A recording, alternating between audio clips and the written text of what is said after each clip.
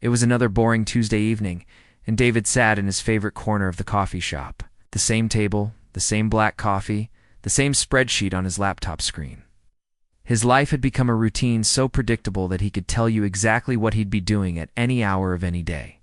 Work at 9, lunch at 12:30, coffee shop at 6, home by 8. Repeat. The rain outside tapped against the windows like tiny fingers, like creating a rhythm that matched his typing. David liked this place because it was quiet enough to focus, but busy enough that he didn't feel completely alone. He'd been coming here for 3 years now, and the staff barely noticed him anymore.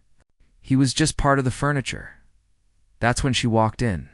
The door chimed as it opened, and David looked up out of habit. Most people who came in during the evening rush looked the same, tired office workers grabbing their caffeine fix before heading home.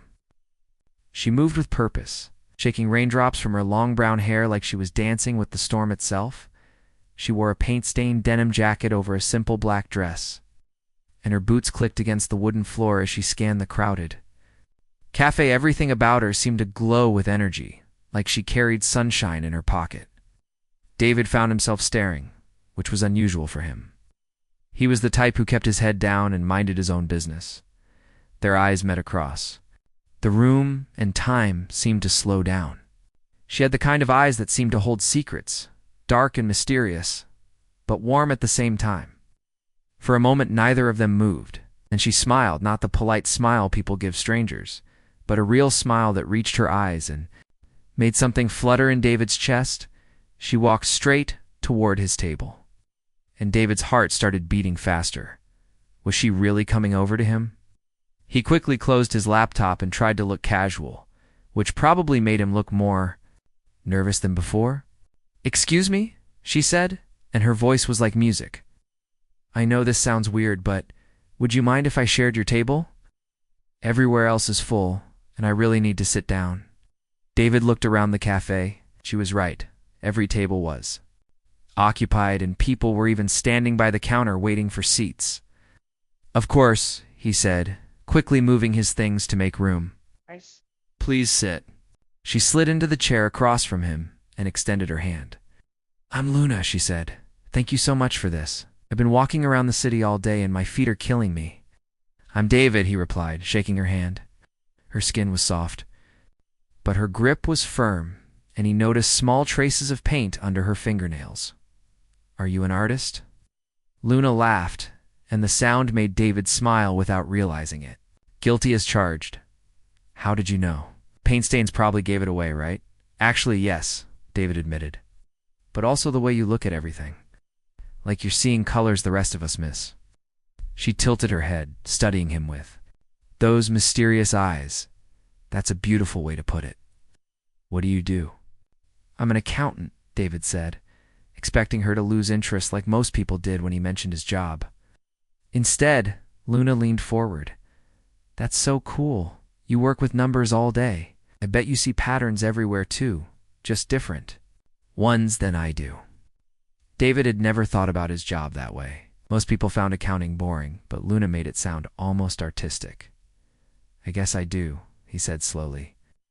"I never really thought about it like that." "Numbers tell stories," Luna continued, pulling out her phone to show him something. "Look at this painting I'm working on. It's all about rhythm and balance, just like your spreadsheets probably are." As she leaned closer to show him the photo, David caught a whiff of her perfume, something floral and wild that made his head spin. The painting on her phone was abstract, full of swirling blues and greens that seemed to move even in the still image. "It's beautiful," he said, and he meant it. "It looks like the ocean during a storm." "Exactly." Luna's eyes lit up. "It's exactly what I was going for. You have a good eye?" They talked for the next 2 hours without either of them realizing how much time had passed. Luna told him about her art, about the gallery where she sometimes showed her work, about her tiny apartment that was more paint than wall space. David found himself opening up in a way he never did with strangers, telling her about his love for old movies, his secret dream of traveling to Japan, his habit of feeding the stray cat behind his building. Luna laughed at his stories, not in a mean way, but with genuine delight. She asked questions that made him think, made him see his own life differently. When was the last time someone had been this interested in what he had to say? "I should probably get going," Luna said eventually, glancing at her phone. "I have an early morning tomorrow. But this was really nice, David. Thank you for sharing. Your table." "Thank you for the company," he replied, standing up as she gathered her things. "I had a really good time." Luna slung her bag over her shoulder and looked at him for a moment like she was making a decision. Then she stepped closer and kissed his cheek. Just a quick, soft touch that lasted maybe a second.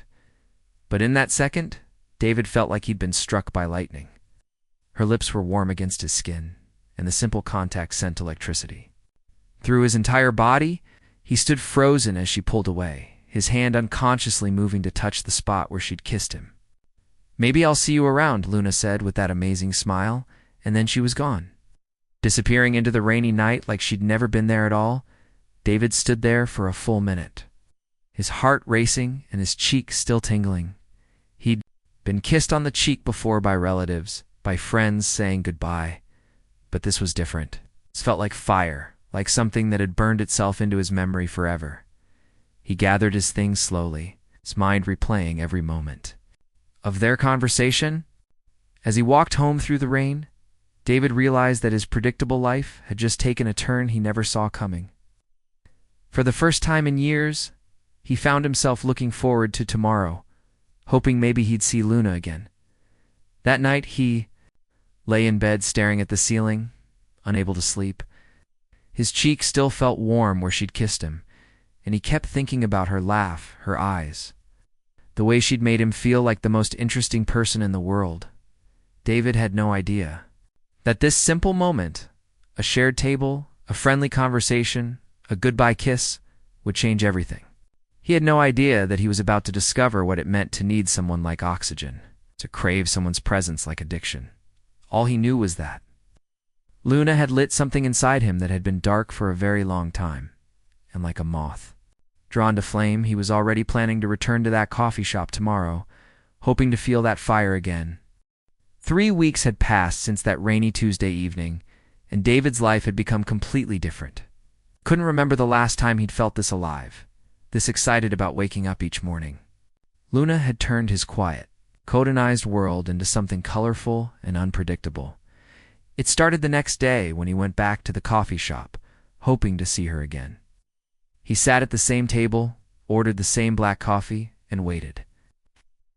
Didn't come. He waited for 2 hours, checking his phone every few minutes, but she never showed up. He went home disappointed but not defeated. The second day, same thing. The third day, he was starting to feel foolish. Maybe he'd imagined the connection between them. Maybe that kiss meant nothing to her. But on the fourth day, just as he was about to give up and go home, she walked in. This time, she was wearing a bright yellow sweater that made her look like a ray of sunshine. When she saw him, her face lit up with genuine surprise and joy. "David, I was hoping I'd run into you again," she said, sliding into the chair across from him like she belonged there. "I've been coming here every day," he admitted, feeling his cheeks get warm. "I was hoping to see you too." "That's so sweet," Luna said, reaching across the table to touch his hand. Even that simple contact made his heart race. "I've been thinking about our conversation. You made me see my art differently." From that moment on, they started meeting regularly, not planned dates exactly, but Luna had a way of showing up in his life when he least expected it. She'd text him at midnight, asking if he was awake, and show up at his apartment with Chinese takeout and stories about her day. She'd call him during his lunch break just to hear his voice. She'd wait for him outside his office building with 2 cups of coffee and a mischievous smile. David had never experienced anything like it. Luna was like a whirlwind of energy and passion that swept him up and carried him along. She showed him parts of the city he'd never seen before. Late-night art galleries where her friends displayed their work. Small music venues were unknown. Bands played to crowds of 20 people. A hidden rooftop garden where they could see the entire city spread out below them. "You live in this amazing place, and you never really see it," Luna said one evening as they sat on a park bench, sharing a bag of street vendor pretzels. "You just go from your apartment to your office to the coffee shop and back. That's not living. That's just existing." She was right. Before Luna, David's life had been safe but boring. Oh. Now every day felt like an adventure. She made him laugh. In ways he'd forgotten he could. She listened to his stories like they were the most fascinating things she'd ever heard. She made him feel special, chosen, like he was the only person in the world who mattered to her. The way she looked at him made his chest feel warm. The way she laughed at his jokes made him want to be funnier. The way she touched his arm when she talked, the way she played with his hair while they watched movies on his couch, the way she would suddenly grab his face and plant soft kisses. On his lips, it all felt like magic. Her kisses were incredible. They started soft and gentle, but there was always something intense burning underneath. When Luna kissed him, the whole world disappeared. Nothing else mattered except the feeling of her lips against his, the way she tasted like coffee and mint, the way she made small happy sounds when he kissed her back. But even in those perfect moments, David started noticing things that made him uneasy. Luna's moods could change in an instant. One minute she'd be laughing and playful, the next she'd go quiet and distant, staring out the window like she was somewhere else entirely. "Are you okay?" he'd ask, and she'd snap back to attention with a bright smile that didn't quite reach. Her eyes, of course. "Sorry, I was just thinking about a painting idea." She'd cancel plans at the last minute sometimes. They'd make arrangements to meet for dinner, and then she'd text him an hour before, saying something had come up. She'd disappear for days, without explanation, not answering his calls or texts, leaving him worried and confused. Then she'd suddenly reappear with elaborate apologies and kisses that made him forget why he'd been upset. "I'm sorry, baby," she'd say, using that pet name that made his heart skip. "I get so lost in my art sometimes, forget about everything else, even you. But you know how much you mean to me, right?" And he did know. When Luna was present, really present, she made him feel like the most important person in the world. She'd look at him with those deep, mysterious eyes and tell him things like, "You make me want to be better, David. You make me want to create beautiful things." His friends started to worry about him. His coworker Jake noticed that David seemed distracted during meetings, always checking his phone, always somewhere else mentally. "You've been different lately, Jake," said one day over lunch. "Good different, but different. Are you seeing someone?" David couldn't hide his smile. "Yeah, I am. Her name's Luna. She's amazing, Jake. She's an artist, and she sees the world differently than anyone I've ever met." "That's great, man. I'm happy for you. Just make sure you're taking care of yourself too, okay? Don't lose yourself in someone else." But David was already lost. He'd started skipping his evening gym sessions to be available in case Luna wanted to see him. He'd stopped reading his books because he'd rather spend time texting her. He'd even started neglecting his work a little, daydreaming about her during important meetings. Luna had become his whole world. When she was happy, he was on top of the world. She was distant or moody. He felt anxious and desperate to fix whatever was wrong. He found himself constantly trying to read her moods, to anticipate what she needed, to be the perfect boyfriend. Who could make her smile? The scary part was that he didn't mind. For the first time in his life, David felt passionate about something, about someone. Luna had awakened feelings in him that he didn't even know existed. Oh. The way she made him feel was addictive. That. Her attention was like a drug, and he craved more of it every day. Even when she hurt his feelings with her sudden disappearances or cold moments, David couldn't stay angry. One look from those dark eyes, one touch of her hand, one of those burning kisses, and he melted completely. She'd whispered that she was sorry, that she needed him, that he was the only stable thing in her crazy artistic life. "You're my anchor," she'd tell him, curled up against his chest in his quiet apartment. "When everything else feels chaotic, you're the one person who makes me feel safe." Those words made David feel like he could conquer the world. To be needed by someone like Luna, someone so vibrant and alive, felt like the greatest honor imaginable. He was willing to overlook the warning signs, to forgive the hurt feelings, to adjust his entire life around her unpredictable schedule. Because when Luna kissed him, when she looked at him like he was her everything, when she made him feel like he was the most interesting man alive, it was worth any amount of confusion or pain. David was falling deeper every day, and he didn't want to be saved. 2 months into their relationship, Luna invited David to her first solo art exhibition. She'd been working toward this moment for years, and David felt honored to be part of such an important night in her life. He bought a new shirt, got his hair cut, and even practiced what he'd say to her artist friends. "I'm so nervous," Luna had told him the night before, pacing around his apartment like a caged bird. "What if nobody comes? What if they hate my work? What if I'm just fooling myself?" About being an artist. David had held her close, stroking her hair until she calmed down. "Your work is beautiful," he'd whispered. "You're going to be amazing. I'll be right there with you." She'd looked up at him with those dark eyes, vulnerable and grateful. "I don't know what I'd do without you, David. You're the only person who really believes in me." Those words had made his heart swell with pride. To be Luna's support system, her safe harbor in the storm of her artistic life, felt like the most important job in the world. The gallery was packed when David arrived. He'd had to work late and miss the opening ceremony, but he could hear laughter and conversation flowing from inside. He straightened his tie and walked in, scanning the room for Luna's familiar figure. He found her near the back wall, standing in front of a large painting that looked like a sunset melting into the ocean. "Gosh!" She was talking animatedly to a tall man with messy brown hair and paint stains on his jacket. The man was standing closer to her than David liked, and Luna was laughing at something he'd said.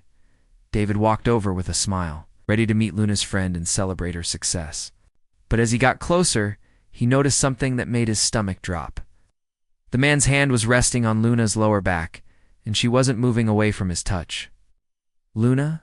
David said, and she turned around with a startled expression. "David, you made it." She stepped away from the man, but not quickly enough. "I want you to meet Alex. He's a painter too. We've been ... working together on some projects." Alex extended his hand with a confident smile. "So you're the famous David. Luna's told me a lot about you." David shook his hand, trying to read the situation. Was something in the way Alex looked at Luna, something possessive and familiar. "Nice to meet you." Luna didn't mention she was collaborating with anyone. "Oh, it's been a recent development," Alex said, glancing at Luna with a look that made David's chest tighten. "We've been spending a lot of time together in my studio, haven't we, Luna?" Luna's cheeks flushed, and she wouldn't meet David's eyes. "Alex has been helping me with some new techniques. He's very ... talented." Double quotes. The way she said talented made David feel sick.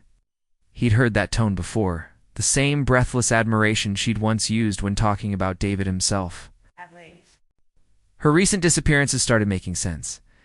The canceled plans, the mysterious busy days, the way she'd been distant even when they were together.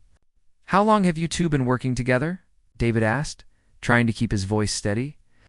"About 3 weeks," Alex answered when Luna remained silent. "We met at a coffee shop, actually. It's funny how these things happen." 3 weeks! The same amount of time Luna had been pulling away from David, the same period when she'd been too busy to see him, when she'd been coming up with excuses to avoid spending time at his apartment.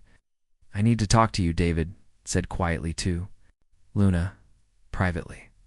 She nodded, looking guilty and uncomfortable. They walked to a quieter corner of the gallery, past paintings that David could no longer focus on. His heart was beating so hard he could hear it in his ears. "How long has this been going on?" he asked, trying to keep his voice low. "David, please don't make a scene. Not here. Not tonight." "I'm not making a scene. I'm asking a simple question. Are you seeing him?" Luna's silence was answer enough. She looked down at her hands, twisting her rings the way she did when she was nervous. "It's not what you think. Then tell me what it is." "Alex understands my work in a way that ... She stopped, realizing how cruel those words sounded. "In a way that I don't," David finished for her. "Is that what you were going to say?" "You're different, David. You're stable and kind and safe." "But Alex, he's an artist. He gets the creative process. He understands the chaos and the passion and the need to create something beautiful." Each word. It felt like a knife in David's chest. "So, what am I to you?" Just some boring guy who pays for dinner and listens to your problems? That's not fair, Luna said, her voice getting sharper. You knew who I was when we started this. I never promised you anything exclusive. Never said I was ready to be. Tied down, you let me think I was special? You let me think I mattered to you? You do matter to me? But I can't be what you want me to be. I can't be some perfect girlfriend who only has eyes for one person. I'm an artist, David. I need inspiration. I need freedom. I need to feel alive. And I don't make you feel alive. Luna looked at him with something like pity in her eyes. Make me feel safe. But safe isn't the same as alive. Those words hit harder than any physical blow could have. David felt something break inside his chest. Something that had been holding him together for the past 2 months. So what now? I don't know, Luna said, and for the first time she sounded uncertain. I care about you, David. I really do. But I can't give you what you need. I can't be exclusive. I can't be predictable. I can't be the girl who settles down and has a normal relationship. Because normal is boring, David said bitterly. Because someone like me could never be enough for someone like you. That's not what I meant. Yes, it is. David looked around. The gallery, at all the people celebrating Luna's success, at Alex watching them from across the room. I should go. David, wait, please don't leave like this. But he was already walking away, pushing through the crowd toward the exit. Behind him, he could hear Luna calling his name, but he didn't turn around. He couldn't bear to see those dark eyes that had once made him feel like the most important person in the world. Outside, the night air felt cold against his skin. David walked 4 blocks without really seeing where he was going, his mind replaying the conversation over and over. Luna's words echoed in his head. Safe isn't the same as alive. For 2 weeks, David threw himself into his work. He stayed late at the office, organized his apartment, went back to his old routines. He told himself he was better off without Luna's chaos, without her unpredictable moods and mysterious disappearances. But everything felt gray and lifeless. Food had no taste. Movies couldn't hold his attention. Even his favorite coffee shop felt empty and meaningless. He'd gotten used to living in color, and now the world had gone back to black and white. Then, on a Thursday evening, his phone rang.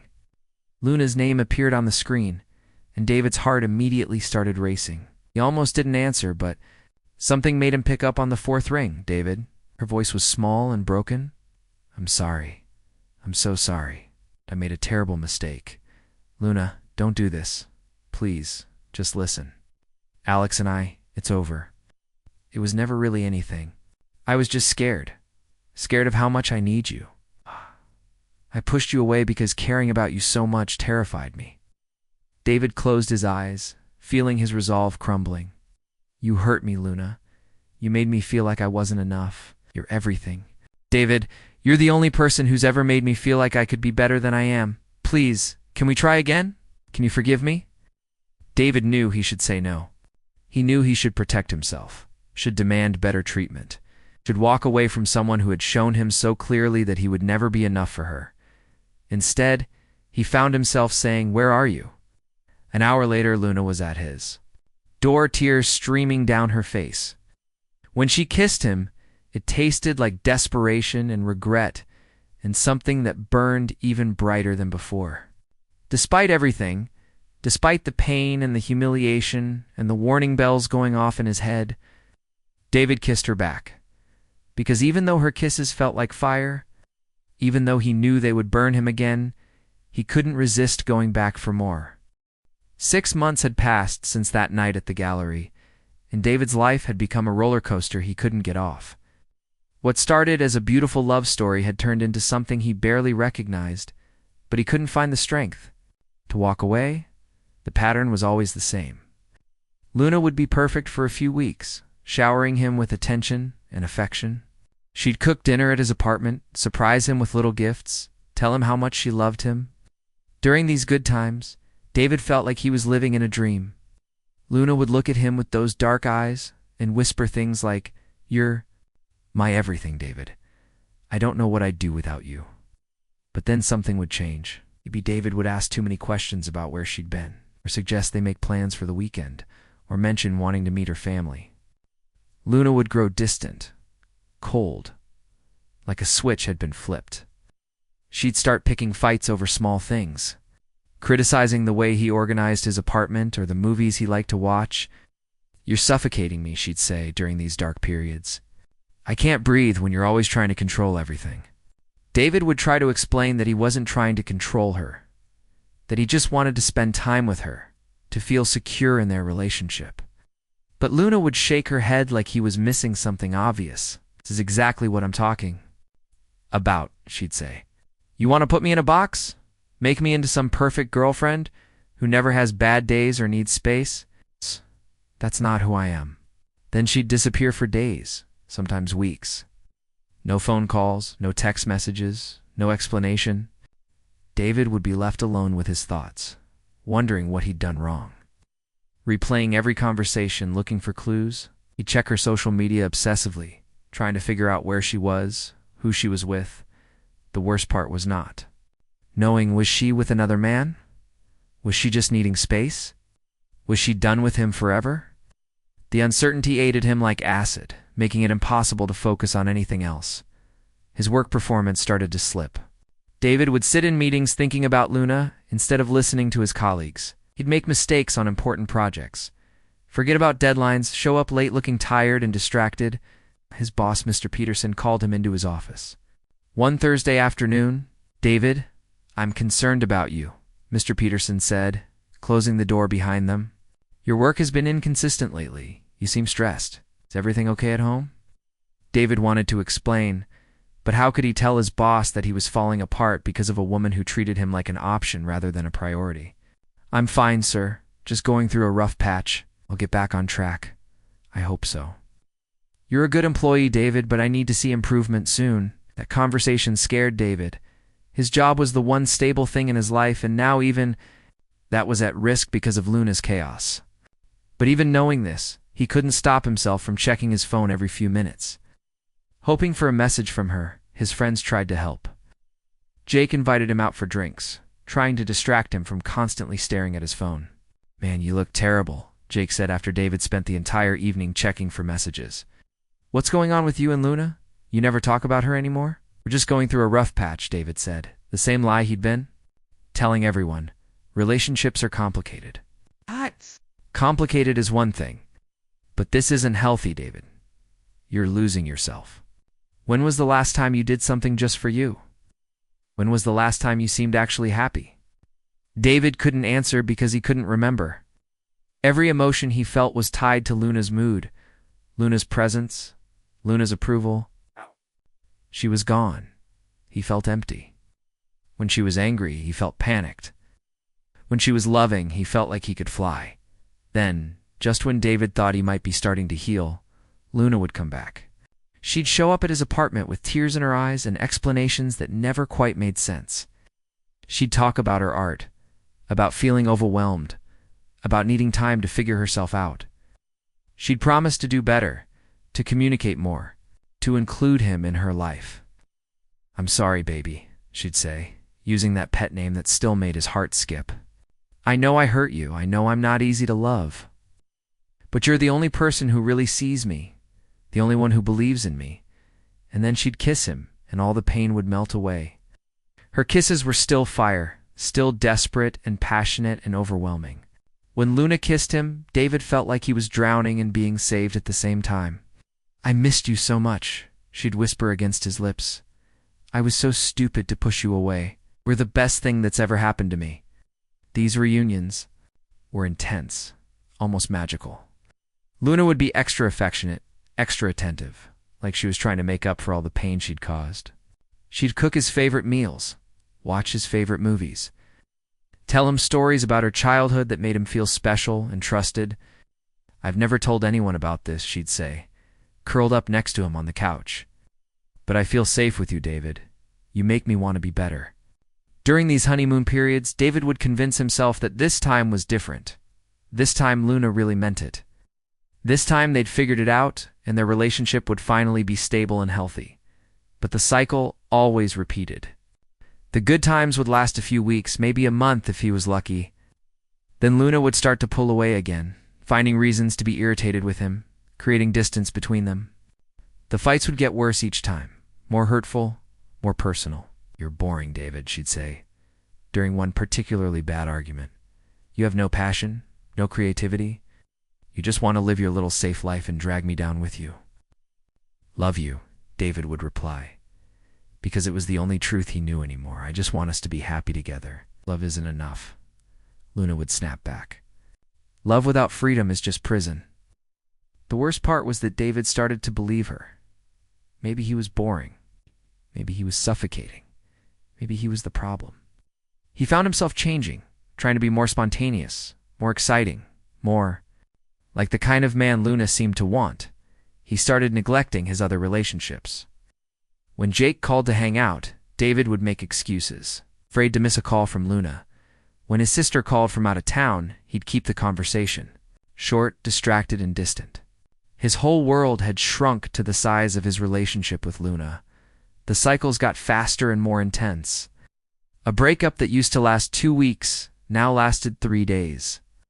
The makeups became more desperate, more passionate, more overwhelming. David felt like he was living in a constant state of emotional whiplash.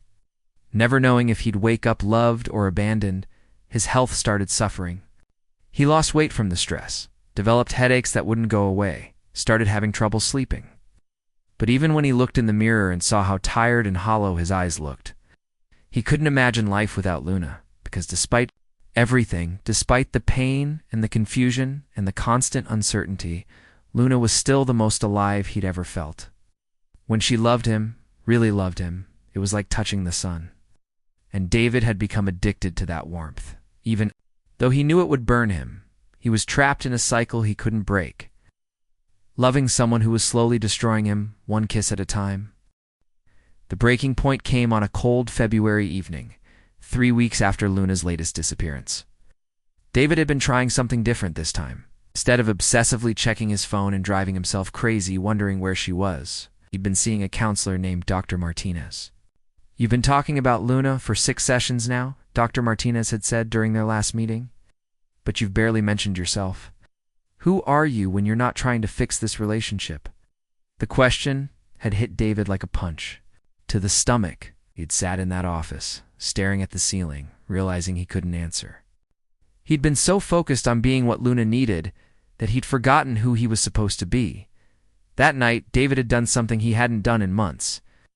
He'd called his old college friend Mike, the one he'd been too busy to talk to because he was always waiting for Luna's calls. They'd talked for 2 hours, and David had remembered what it felt like to laugh, really laugh, about stupid things that had nothing to do with relationship drama. "I miss hanging out with you, man," Mike had said. "You used to be fun. You used to have opinions about things other than whether some girl was going to text you back." Those words stung because they were true. David had been so lost in Luna's, the world that he'd forgotten his own existed. So when Luna showed up at his apartment that February evening, David was different. He'd been reading a book, something he used to love doing before Luna made him feel guilty for having quiet hobbies. He'd been feeling calm, maybe even a little happy, the first time in months. The knock on his door was frantic, desperate. When David opened it, Luna practically fell into his arms. She looked terrible. Her hair was messy, her clothes were wrinkled, and her eyes were red from crying. "David, thank God you're here," she sobbed against his chest. "I need you. Need you so much." David stood there holding her, but something felt different. Usually, seeing Luna in distress would send him into panic mode, desperate to fix whatever was wrong. This time he felt sad but strangely detached, like he was watching a movie instead of living his life. "What happened?" he asked, leading her to the couch. "Everything's falling apart," Luna said, wiping her nose with the back of her hand. "I got evicted from my apartment because I couldn't pay rent. The gallery fired me because I missed too many shifts. And Alex... Of his place, he said I was too much drama, too much work." David felt a familiar pang of sympathy, but also something new, a tiny voice in his head asking why. Luna's problems always seemed to happen to her, rather than being consequences of her choices. "I'm sorry," he said, and he meant it. "That sounds really hard." "I don't have anywhere else to go," Luna continued, looking up at him with those dark eyes that used to make him melt. I know I've been terrible to you. I know I don't deserve your help. But you're the only person who's ever really cared about me. David sat down next to her, feeling the weight of the moment. This was the part where he usually crumbled, where Luna's tears and confessions would make him forget all the pain she caused. But something had shifted inside him during those 3 weeks of silence. Luna, he said gently, do you remember what you said to me at the gallery, about how I made you feel safe but not alive? She nodded, looking confused about where this was going. I've been thinking about that a lot, and I realized something. I don't want to be someone's safe option. I don't want to be the person you come to when everyone else has given up on you. It's not what you are, Luna said quickly. So much more than that. You're kind and stable and boring, David finished. And predictable. Not exciting enough to keep your attention when things are good. Luna's face crumpled. I never meant to hurt you like this. I know I have problems. I know I'm not easy to love. But I'm trying to change, David. I can be better. I know you're trying, David said, surprised by how calm his voice sounded. ... I can't be the person who fixes you. I can't be responsible for your happiness while losing myself in the process. What are you saying, David? Took a deep breath. I'm saying that I love you, Luna. I probably always will. But I can't do this anymore. I can't keep riding this roller coaster with you. Luna's eyes widened in panic. Oh, David, please. Don't give up on us. I'll do better this time, I promise. I'll be more consistent. I'll communicate better. You'll. What? David asked, not unkindly. You'll force yourself to be someone you're not. You'll pretend to want the kind of relationship I need. That's not fair to either of us. Tears were streaming down Luna's face now, but I need you. We're the only good thing in my life. And that's the problem, David said, finally understanding something that had taken him months to see. I can't be the only good thing in your life. That's too much pressure for anyone. Luna reached for him, trying to pull him closer, but David gently moved away. Please, David. Just let me stay tonight. Let me show you how much you mean to me. She leaned in to kiss him, and David felt the familiar pull, the magnetic force that had controlled his life for so long. Her lips were soft and desperate, tasting like tears and regret and all the passion that had once set his world on fire. But this time, David pulled back. I can't, he said, and saying those words felt like breaking a spell. I can't keep doing this to myself. The look of shock on Luna's face was heartbreaking. She'd never experienced David saying no to her before, and she clearly didn't know how to process it. I don't understand, she whispered. You love me. You've always loved me, no matter what. I do love you, David said, standing up and walking to the window. But I love myself too. And I finally realized that I can't have both. They talked. For another hour, going in circles, Luna promised to change, begged him to reconsider, tried every approach she could think of. But David held firm, even when she cried harder, even when she told him he was breaking her heart. I'm not trying to hurt you, he said as she gathered her things to leave. I'm trying to save us both from a relationship that's destroying us. Yes. Isn't over? Luna said at the door, her tears replaced by anger. You'll miss me. You'll realize you made a mistake, and you'll come back to me. You always do. Maybe David said quietly. But I hope not. After she left, David sat alone in his apartment, feeling strangely empty, but also lighter, like a weight had been lifted from his shoulders. He didn't cry, didn't feel the usual panic that came with Luna's absence. Instead, he felt something he'd almost forgotten. Peace. The next few weeks were difficult. David had to resist the urge to call Luna, to check on her, to make sure she was okay. He went back to his old routines, but they felt different now. He started reading again, went to the gym, called his friends, focused on his work. Slowly, colors started returning to his world. Food tasted better. Movies were interesting again. He remembered what it felt like to make decisions based on what he wanted rather than what might make Luna happy. 3 months later, David heard through mutual friends that Luna had entered a treatment program. She was getting help for her emotional issues, learning to build a life that didn't depend on chaos and drama. David felt genuinely happy for her, but he didn't reach out. They both needed space to heal.